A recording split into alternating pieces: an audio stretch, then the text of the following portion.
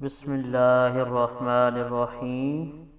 تمام تعریفیں اس کریم رب کی جو تمام جہانوں کا خالق اور مالک ہے، اور تمام تعریفیں اس کریم رب کی جو تمام جہانوں کو بہت ہی خوبصورتی کے ساتھ بنانے والا ہے، بہت ہی خوبصورتی کے ساتھ سجانے والا ہے۔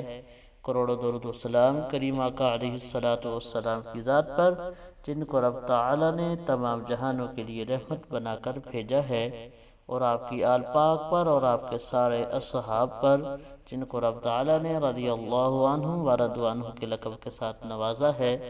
السلام علیکم ورحمۃ اللہ وبرکاتہ۔ دوائے آف اسلام کے محترم بہنوں اور بھائیوں، ہم امید کرتے ہیں آپ حضرات خیریت کے ساتھ ہوں گے۔ اللہ پاک آپ کو خیر و عافیت کے ساتھ رکھے۔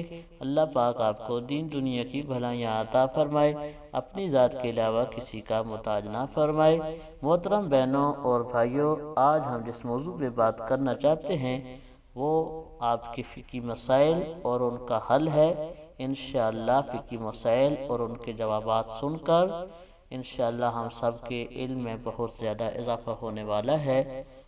لیکن موضوع کی طرف جانے سے پہلے آپ سے حسب معمول ادبانہ گزارش ہے کہ پوری ویڈیو دیکھنے کے بعد اگر ہماری ویڈیو آپ کو پسند آئے، ویڈیو لائک کر دینا اور چینل کو سبسکرائب کر دینا، گھنٹی والے بٹن کو دبا دینا۔ جزاک اللہ۔ محترم بہنوں اور بھائیوں، آج کا سوال ہے بیت الخلاء میں اذان کا جواب۔ یعنی اگر کوئی بندہ بیت الخلاء کے اندر چلا جاتا ہے تو کیا اس کو اذان کا جواب دینا ضروری ہے کہ نہیں؟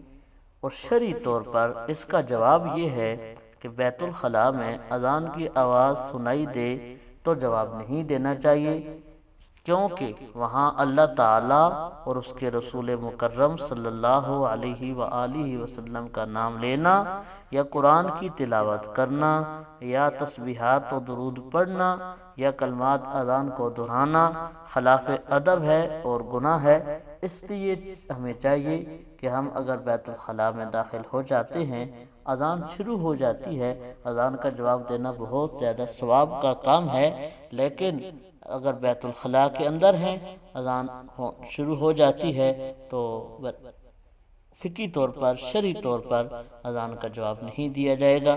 اللہ پاک ہمیں فقہی مسائل سمجھنے اور ان پہ عمل کرنے کی توفیق عطا فرمائے۔ اللہ پاک ہمارا حامی اور ناصر ہو۔